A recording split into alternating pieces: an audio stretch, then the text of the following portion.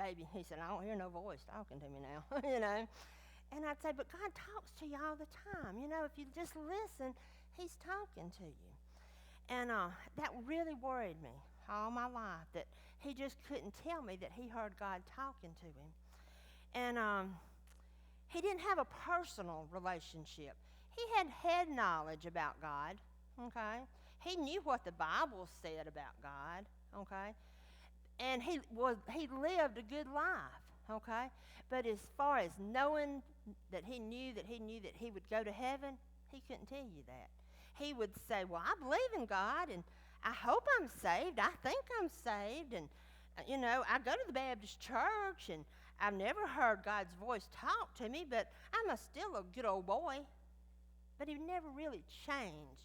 He was a good old boy before that. He never was bad, so he never changed. And I told him, I said, God changes you because you get on fire for him, you know? You start doing for him, you know, because you want to share what you've got to others. You know, you don't want to keep it to yourself because it's too good not to share. And I'd tell him, I'd say, well, I know I'm saved because I can go back to that moment when I was 10 years old and I was holding on to the back of that pew so bad because I knew if you walked that aisle and got saved, you had to go and get baptized. And I was deathly scared of the water. When I was 3 years old, we were on the coast, on the beach, and water covered me. And they were right there at me, but, you know, you're so little, you just kind of got washed away. And I still had that. I think that's what's made me not want water on my face. To this day, I still don't like water on my face, and I don't swim. And I remember talking to God, just holding on to that bench, and I said, God, you know, I'm scared about getting that baptized. You know, I want to go to heaven. I don't want to go to hell. I'm going to make that, I want that decision, but I'm scared. And I remember him saying, just take my hand, and I'll walk with you. And I remember just feeling, I reached out and took his hand, and I walked up that aisle, and I was never scared about being baptized. He took me through that. I was never baptized. And I'd say, don't you remember an experience like that? And he'd tell me, mm-mm. And so many kids, a lot of times that's when you were saved, was when you were a kid. You know, you'd went to Bible school, and you had all your friends that had been saved. And so many times you walked that aisle just because they did, you know. And your parents expected you to get saved. And I tell people, you got to have that voice because God still talks to the ones that be still and listen to him. You know, so many times we got distractions in our life and we're not slowing down. You know, we won't be still and hear that small voice talking. Or maybe we don't want to hear what he says because he might be telling you, okay, to do something that you don't want to do. You know, stepping out on courage and living your life for him, not for you. You're on this earth. We wouldn't be depressed all the time here if we're just looking at what we're doing, you know, but you got to have the joy of God in your life. And when you put that first, your whole life changes. Your whole demeanor, how you look at life changes. And so you might need to put on different glasses and start looking at life a little different. You know, when you look at the world right now, it's a mess, isn't it? You know, if you read the Bible, it seems like it's getting fulfilled real quick. You know, God says, when you see all these things happening at one time, you know the end's near. So we don't have much time. And you look at the world. You think they know God? Not many. You know, God says, very few find me. It's a path that's narrow. Nobody never wants to walk that path. You know. So we have a little bit of time. And I tell my family all the time, I don't want nobody left behind, you know. So God tells us he gave us 2 ears for a reason and 1 mouth. Sometimes I get it mixed up. I think I got 2 mouths and 1 ear, you know. But he wants us to listen first and then talk. Well, I want to share how I got started in art. I had taken art one summer in a cafeteria for just the summer with an art teacher. and learned to do a little painting with that, but that's all I did. Well, I had never painted anything from my head. I'd always looked at a picture, okay? And God talked to me. I heard that voice, okay, that said, go and buy this canvas, and I want you to do a painting. And I went and bought the canvas before I knew what the painting was, okay? But I had spent $100 on painting a canvas here. And I was there that night, and I had the brush, and I said, oh, I'm going to mess up that $100 painting. Okay, I can't do this. I can't do this. And God just talked to me. He said, just pick up the brush and paint that cloud you see in the sky. And so I said, okay. So I painted the little cloud there, and I said, that looks pretty good. I was pretty proud of my cloud, you know. And God told me on the cloud here, he said, my children don't know how to call blessings down upon them. He said, you know, I want to bless them, but they don't know how to call down. Well, the thing about not calling down blessings is about faith, okay? You know, when Jesus come to earth, he couldn't do miracles in his own town, could he? Because they didn't have faith on him. You know, they looked at him as a worldly person, somebody that they knew as their best friend, and they didn't see the godly person in Jesus.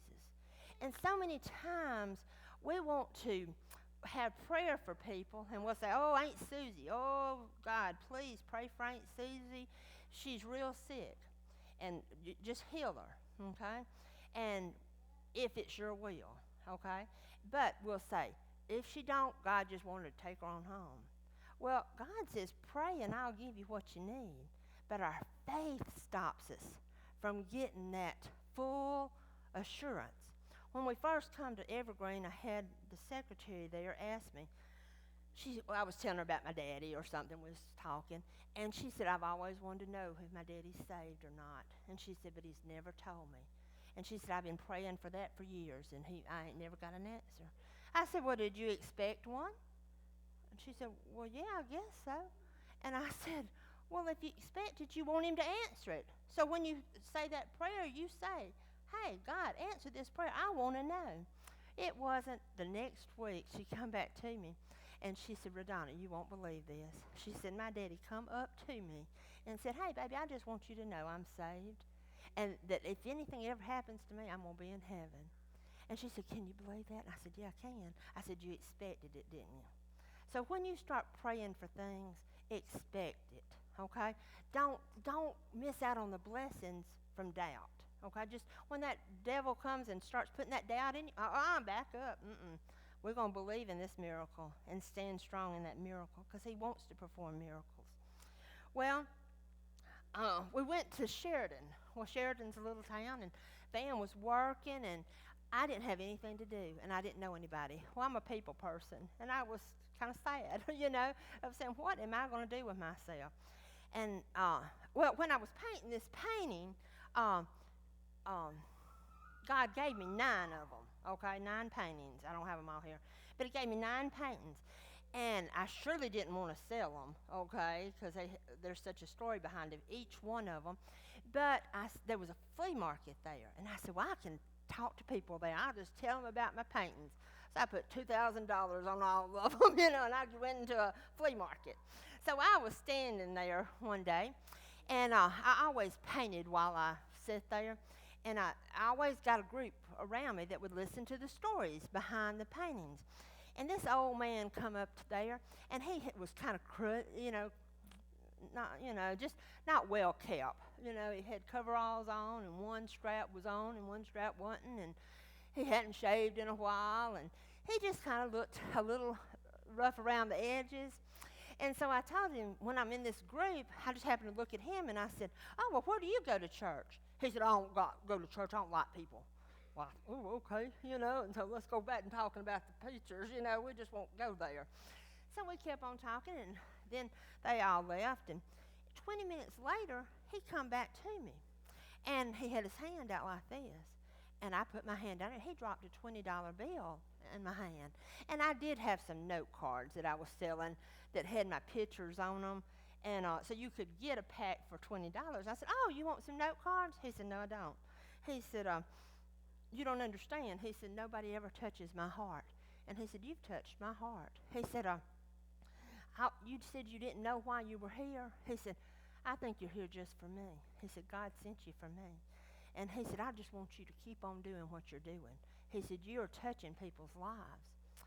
So I said, okay, well, what else am I going to talk about, And so he left. Well, that afternoon at 4:30, here he comes back, okay? And he comes this time up to me, and everybody's, it's not many people in the building there, and he's just a-crying. Now, you think about this old man, he's in his 70s, and he's just a-crying to me. And he said, Redonna, he said, will you pray for me? He said, there's something about you that I need your prayers to pray over me. He said, would you pray? And I said, I sure will. And God's always give me a little special ability sometimes, telling me things. And I said, there's something else wrong with you. I said, you're sick. And he said, no, I ain't sick. I said, God says you're sick. What's wrong? And he said, well, nobody knows it. He said, but I went to the doctor last week, and they told me one of my kidneys wasn't working just right. And I said, well, let's just pray over that kidney. I got some oil right over here. I said, let's just anoint that kidney, and let's pray for it. So I prayed for him, and we anointed that kidney. Well, I got shook up. I was like, oh, okay, that kind of shook me up. So I went to wash my brushes after he left, and there was this lady that she had some stuff in her little cubby hole over there that I really liked, and I hadn't talked to her, so I wanted to say something to her and tell her how pretty it was. And I walked over there, and there was a man with her. And I said, do y'all mind me telling y'all something? I said, I'm just nervous and upset. And I said, I just need to share it with somebody, and I don't know anybody. They said, sure. I said, this man just come over here to my booth. And I told him what all happened. And he said, well, do you know that man's name? I said, no, I don't, but I made him write it down. I said, let me go get my book and get it. So I went and got my book and got the name and told him. And he said, he said, his mama goes to my church. He said, we've been praying for that man for 20 years. He said, he was a preacher, and he walked away from God. And I said, he's ready now. I said, now go talk to him. So out of all the people in Arkansas, don't you see where God led that man back to me, that I would talk to him, and would share God? So he had walked away. When we were young, we had rededications in our life. I'm not saying that when we get away we're not saved, but sometimes we just need to rededicate our lives to God to know what our purpose is and what we're here for. Not just breathe air. You're here to share God. So now I'm going to quickly tell you about my art. Okay, I'm not going to keep you here a long time. I'm glad y'all got a clock back there. I think y'all put it there for me. Okay. The first painting here that I did, after I painted the blessing cloud, God said, just paint the mountains that you see. Just paint the mountains. Well, I never painted anything out of my head. So I painted the mountains, and I said, that look pretty good. I like them mountains, okay? And so then I painted the waterfall, and then I painted this little calm water. And then, while those people on the back can't see this, there is some sheep down here, okay? There's some little white dots here, okay? And that sheep, and there's one little sheep over here, and that's supposed to be a person right beside him, that little brown dot, okay? And so after I got through painting it, God would give me the message behind it. And in this message, this is in Deuteronomy 27, okay? And this is where Moses could come up to the promised land, and he could see it, but he couldn't come in. And he took the 12 tribes, and he divided them, and he put them on the two mountains, okay? And so we all are going to have rough waters in our life. Don't think you're an exception. Whatever bad things has happened, sickness, death, whatever, we're all going to face those things in our life. Those two things, okay? But God wants us in still waters. And the only way we get in still waters is to have his peace in our life, okay? And when one of us gets away of all the sheep, well, sheep, we're dumb sheep. If you've ever been around a sheep, they are dumb animals. And God calls us dumb because we do a lot of dumb things, okay? But we'll congregate. We'll stay together. But sometimes you got to get wild one in there, and he gets away, and he gets way over here. Well, God will leave that group of sheep, okay, because that's the fellowship of all of us, okay? And he'll go and get that one to bring them back. And you might need to examine your life to say, have I got away from the group, you know? Am I in the group of believers? Because going to church, if you ask people to go to church, they'll say, I don't need to go to church to be saved. No, you don't, okay? You don't have to be in church to be saved, but that's your fellowship. We need to be around other believers that believe like we do, especially in the world that we're seeing now. You know, we need that strength to go on because it's getting rougher and rougher, you know. And we ought to be able to spot each other out. If I can't spot you out there as a Christian, there's something wrong. We need to be able to see that you're a Christian. Well, God told me, he said, you know, sometimes these two mountains, I have trouble pronouncing them. One of them was Mount Ebal, okay, E-B-A-L, and the other one was Gosha, okay? And Gosha was the blessing mountain, okay? And the other one was the cursed mountain. And Moses was told this group, he said, you shout out blessings to this group. And this group was shouting out curses. So that's what they were doing there. Well, sometimes you're on a cursed mountain, okay? And maybe you need to pack your little old suitcase and move over here to the blessed mountain, okay? Because God wants you to have the blessings. He don't want you in all this trouble here. He don't want you in financial problems or marriage problems or death in your family or health problems or bad friends. You know, having drugs and addictions. You don't need to be around those people. You need to pack up your bags and get with the right kind of people. Socialize with God-fearing people that's on the blessed mountain. Okay, so when you have all those problems in your life, don't blame God. He told you to pack your bags and get over there. Okay, so stop trying to put your faults on God. Well, after I painted this painting, God told me to paint some other mountains in my head. Well, good gracious, it was these mountains. Look how different they are. Okay, they don't look nothing like these mountains. And then I got through with this painting in 4 hours.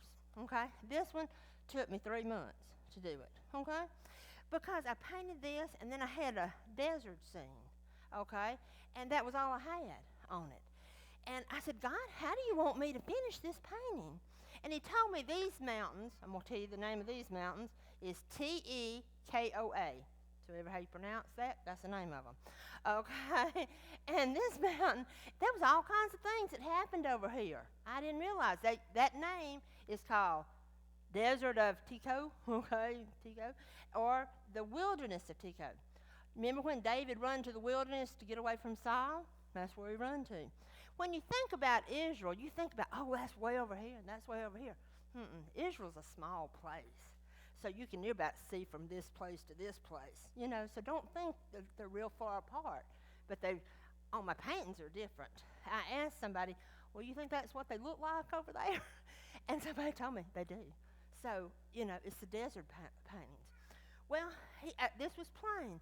And God said, I want you to paint a lion and a lamb and fade it into the sand. Well, my good gracious, I surely didn't know how to paint a lion, much less fade them into the sand. That seemed like an impossible task to me.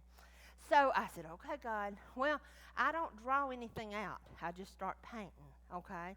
And the first painting I drew was this one right here. And this was my line that I drew. And God told me, he said, you know, I'm the majestic lion. And, you know, we're all supposed to follow him. He's the ruler of the jungle, you know, the lion is. And God's the ruler of us. And he's coming back as the king. And so this was this one, okay? Well, I had some leftover paint, and I painted this one. And God said, you know, y'all are trying to be like me. but you're so childish. You know, you're fun-loving, but you just hadn't got it right yet. But you're trying. So he loves us that we're at least trying to be like him. Even if we don't do everything right, it's okay. He wants to do that. Well, then I said, well, how do I paint them together? How do you do a lion and a lamb? So I painted this picture of the lion and the lamb. And God come down to earth as a lamb to be sacrificed so we would have a way back to him, okay? But I put this picture here, and this painting is in, I don't know if y'all know this preacher, but he's from Tennessee, and his name's Perry Stone. But that's in his office, is up there. So that was my lion and lamb. And so I faded this one, this little lion and lamb. If you can't see afterwards, you come look at him. There's a little lamb right here. Okay. And I faded it in there. Then he told me, he said, paint the wolf in sheep's clothing. Well, in the world, the wolf here, when it's all green and everything's going good, you're not thinking about God too much then, okay? Because you think you're handling it and everything's okay. But that's when the devil's out to get you the most, okay? He is, and we have to really be on our P's and Q's now because the devil is running rampant, okay? And he's not always what you seem. You know, people are not always what they seem to be, okay? So you have to have discernment. And how you have discernment is to get in the Word of God. How many of you don't even pick up that Bible except on Sunday mornings? I know I didn't for a long time. I would go to church, but that Bible, I didn't read that every week, okay? But that's how you learn so much, is when you dig in it. Because God said if you seek him, you'll find out. You know, you have little knowledge if you don't. One man told me this week, he said, everything that I've been taught, I believe about God. You know, he said, I don't read the Bible, but the preachers that I've heard, they've told me some good stuff. I hope they've told him all the good stuff and the right stuff. Thank goodness they were telling him, because he didn't read, okay? So how many people in your life don't pick up that Bible, and you're the only Bible that they read is you? They're looking at every step you make, how you react to situations, how you share your situations with others. Be careful. Little eyes are always watching us, and big eyes too, okay? So that was my my wolf in sheep's clothing. And then the lion and the lamb. God says, you know, when you're having hard times in your life, you feel like you don't hear him then, you know, because you're so consumed in you instead of consumed in him, you can't even hear him because your focus is on yourself. Poor, pitiful me. I'm going through this. I've got this thing. You know, one time I had a brain tumor right in the middle of my head, okay? And the doctor told me how he was going to get that was cut it here, here, here, and flop it down on my nose. I said, well, that sounds like a good thing, you know? And I went home and I prayed about it, and the preacher even came to me. He said, Redonna, it don't seem like you worried enough about that brain tumor. I said, what can I do about it? It's either going to be there or not. And I said, I told God, take it away. So, you know, we'll just do what we have to do. I said, I can handle them popping it out of my head. You know, it'd be all right, okay? Went back 3 months later, and it wasn't even there, okay? So, you know, sometimes our worry, if I'd have worried about that, did it do anything? No. Mm-mm. You know, so both my parents died of cancer, okay? Well, they both had heart attacks, but they had both cancer. So I might not have a chance to tell that. If I do, I will. But that's a whole other story, you know. So anyway, when you think God's not with you, that's where he's there. You might not see him, but you got to be still and listen, you know. And the desert, that's where you have to get. You have to get away from all the distractions. There's nothing in the desert. So God says, get in the desert so you'll listen to me. You know, if you listen down here, you wouldn't have to maybe be in the desert. But we're hard-headed, so we want to get in the desert, you know. Like our children, they don't listen sometimes. Just sometimes. Then this one, this one right here, you know, the devil always tries to imitate God, okay? And he come as a lamb, but the imitation of Jesus, of the devil, is the ram, okay? If you read the Bible, the ram is the one that imitates him. Well, this one, a roaring lion, okay? A roaring lion is after something, okay? And the devil is like a roaring lion. He's out to kill, steal, and destroy you. And I think that's in Ephesians. I'm not great, Ephesians 6, okay? But you see these people behind here? They're in bondage to him, okay? He has them trapped because they don't know how to get out. They keep doing the same old things, whether it's drugs, okay, bad marriage, finances, whatever. You won't get out of it. But God says, deliver me, okay, that he's the deliverer. You know, God told us how to pray, okay, and we don't pray correctly. God says we need to learn how to pray, okay, and praying. Let's listen to the Lord's Prayer. Let's all say it together. Our Father, who art in heaven, hallowed be thy name. Thy kingdom come. Thy will be done on earth as it is in heaven. Give us this day our daily bread. Forgive us of our trespasses as we forgive those that trespass against us. Lead us not into temptation, but deliver us from evil. For thine is the kingdom and the power and the glory forever. He told you, I'm the way to get rid of it. But what do you have to do? You have to start focusing on God instead of focusing on yourself. Okay? We have to have a changed life. And you change life. Our human nature is about us looking at us. Me, myself. Okay? What's happening with me? But God said, lift me up. Lift me up. And your life changes. Your attitude changes. Your whole world changes.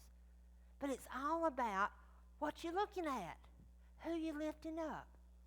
So that was my main message today, was just look up to God. Stop looking at yourself. Look to God and see what God wants you to do. And remember, you don't want any friends left behind. I have this song that I gave you, and this was written in the 70s. So y'all should recognize it. I don't see too many young people here that might not know this, but you grew up knowing this song. I wish we'd all been ready, you know. And let's just read the words. We're not going to sing, but we're going to read them, because every song we sung this morning had the message in that one song. You didn't have to do another song but one song, the old rugged cross. When we all get to heaven, you know, that was a message within itself. So when God says praise him, he's wanting you to look at him in the hymnal. You know, see God in that song. That's your praise. And God, don't you know that just lifts God up when we are praising? We're not just saying words. We're praising him. We're lifting him up. And it says life was filled with guns and wars. Think about our world right now. Everyone got trampled on the floor. I wish we'd all been ready. Children died and the days grew cold. A piece of bread would buy a bag of gold. I wish we'd all been ready. There's no time to change your mind. The sun is come and you've been left behind. Man and wife asleep in bed. She hears a noise and turns her head. He's gone. I wish we'd all been ready. Two men coming up a hill. One disappears and one's left standing still. I wish we'd all been ready. There's no time to change your mind when he comes. The sun has come and you've been left behind. There's no time to change your mind. How could you have been so blind? The Father spoke. The demons dined on us. The sun has come and you've been left behind. You've been left behind. You know, you can see the devil in this world and you can see God. You have to make that decision, but it's the most important decision that you make in your life. You're either going to spend eternal hell or eternal heaven. You're the only one that knows your heart. You know if you've just been playing church or really changed. Don't go out of this church today at 70 years old, 80 years old. My daddy, I'm so glad at 72 the light come on, you know. He was playing church.